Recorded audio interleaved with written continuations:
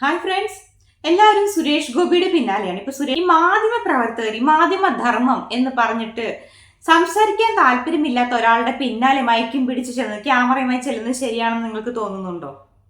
അദ്ദേഹത്തിന് ആ ഒരു വിഷയത്തെക്കുറിച്ച് സംസാരിക്കാൻ താല്പര്യമില്ല. അദ്ദേഹത്തിന് പറഞ്ഞു, ഓൾറെഡി അദ്ദേഹം പറയാനുള്ള കാര്യം പറഞ്ഞു.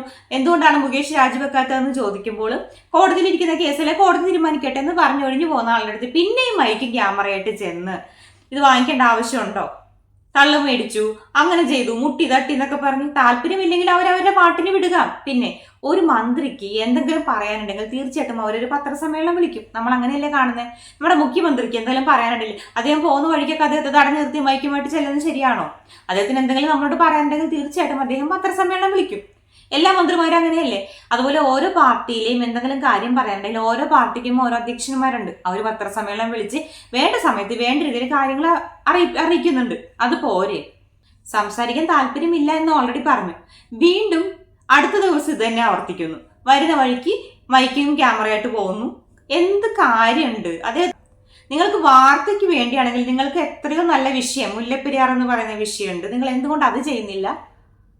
ഞാൻ പറഞ്ഞു, സുരേഷ് ഗോപി ഇവർക്കെതിരെ പരാതി കൊടുത്തു നന്നായി എന്ന് ഞാൻ പറയുള്ളൂ. കാരണം നിങ്ങൾക്ക് മുല്ലപ്പെരിയാറിനെ കുറിച്ച് നിങ്ങൾക്ക് സംസാരിക്കണ്ട. വയനാട് ദുരിതം അനുഭവിച്ച ആൾക്കാർ, വിലങ്ങാട് എത്ര പേർക്ക് വീടുകൾ നഷ്ടപ്പെട്ടു, എന്തൊക്കെ ദുരിതങ്ങൾ അവിടെ നടക്കുന്നുണ്ട്, നിങ്ങൾക്ക് അതൊന്നും പറയണ്ട. നിങ്ങൾ ഈ അമ്മയിൽ നടന്ന ബലാത്സംഗം, പീഡന ശ്രമം, അങ്ങനെ ചെയ്തു ഇങ്ങനെ ചെയ്തു, ആണിനെ പിടിപ്പിച്ചു പെണ്ണിനെ പിടിപ്പിച്ചു, ഈ ഒരു വാർത്തയുടെ പിന്നാലല്ലേ കുറെ ദിവസങ്ങളായിട്ട് നിങ്ങൾ നടക്കുന്നത്? നിങ്ങൾ എന്തുകൊണ്ട് മുല്ലപ്പെരിയാർ വിഷയം ചർച്ച ചെയ്യുന്നില്ല? അതെന്താണ്? നിങ്ങൾക്ക് എന്താ ആവശ്യം? അവിടെ കുറെ ആൾക്കാർ മരിച്ചു കഴിയുമ്പോൾ നിങ്ങൾ പോകുമോ ഈ ക്യാമറയും മൈക്കുമായിട്ട്? അതിനുവേണ്ടി വെയിറ്റ് ചെയ്യുകയാണോ? അതുപോലെ അർജുൻ, അയ്യോ, അർജുന്റെ കാണാതായ സമയത്ത് എന്തായിരുന്നു? അവരുടെ വീട്ടിൽ ചെന്ന് നോക്കി, ആദ്യമായിട്ട് അവരുടെ വീട്ടിൽ ചെന്ന് സംസാരിച്ചു. എപ്പോഴാണ് അർജുനെ മിസ്സായത്, എങ്ങനെയാണ്, എന്നാണ് പോയത്, ഓക്കെ, കാര്യങ്ങളെല്ലാം ചോദിച്ചു. അതിനുശേഷം അർജുനെ വിളിച്ചിട്ട് കിട്ടിയിട്ടില്ല, കാര്യങ്ങളൊന്നും വീട്ടുകാർക്ക് അറിയില്ല.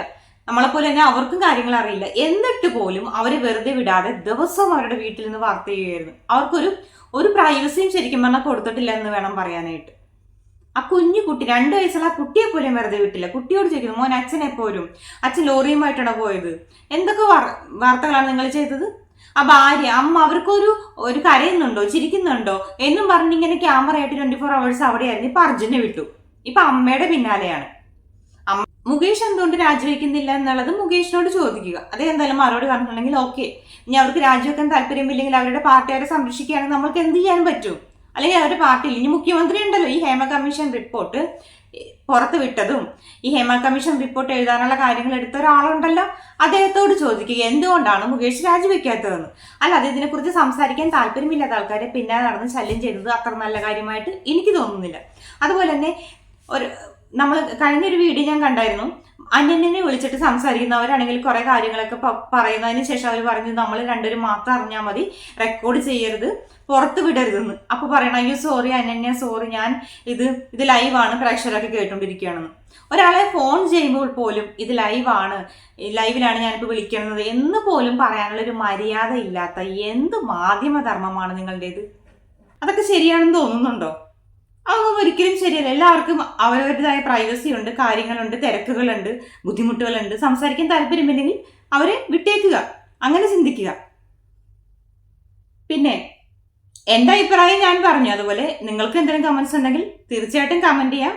ഇതിൽ രാഷ്ട്രീയം, ഞാൻ BJP സപ്പോർട്ട് ചെയ്തിരുന്നു എന്നും പറഞ്ഞൊന്നും ആരും വരണ്ട. കാരണം എല്ലാവർക്കും അവരുടേതായ തിരക്കുകളും കാര്യങ്ങളൊക്കെ ഉണ്ട്. അപ്പൊ കുറച്ച് ഗോപി ഒരുപാട് ആൾക്കാർ ട്രോളെന്ന് ഞാൻ കണ്ടു.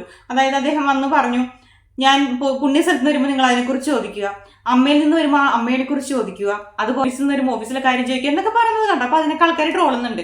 പക്ഷെ അദ്ദേഹം പറയുന്നുണ്ട്, നിങ്ങൾ തീറ്റെന്നാ നടക്കുന്നവരെല്ലാം ചോദിക്കുന്നുണ്ട്, ഇല്ലേ? ശരിയല്ലേ? ഇതൊക്കെ എന്താണ്? നിങ്ങൾക്ക് റിപ്പോർട്ട് ചെയ്യാൻ എത്രയോ കാര്യങ്ങളുണ്ട്. ലക്ഷക്കണക്കിന് ആൾക്കാരുടെ ജീവനെ വീണ്ടും വീണ്ടും പറയുന്നു. നിങ്ങൾക്ക് എന്തുകൊണ്ട് മുല്ലപ്പെരിയാർ വിഷയം ചർച്ച ചെയ്യുന്നില്ല?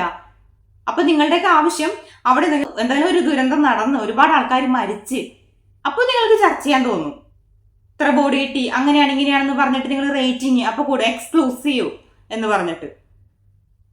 ഇപ്പൊ കുറെ ആൾക്കാർ ക്രൂരമായ ബലാത്സംഗം നടന്നു, ആദ്യമായിട്ട് നമുക്ക് ഈ ചാനലിലാണ് ഈ ന്യൂസ് കിട്ടിയതെന്നും പറഞ്ഞിട്ട് അവരെ വിളിക്കുന്നു, ഇവരെ വിളിക്കുന്നു, നടിമാരെ പിന്നാലെ അങ്ങനെ നടക്കുകയാണ്.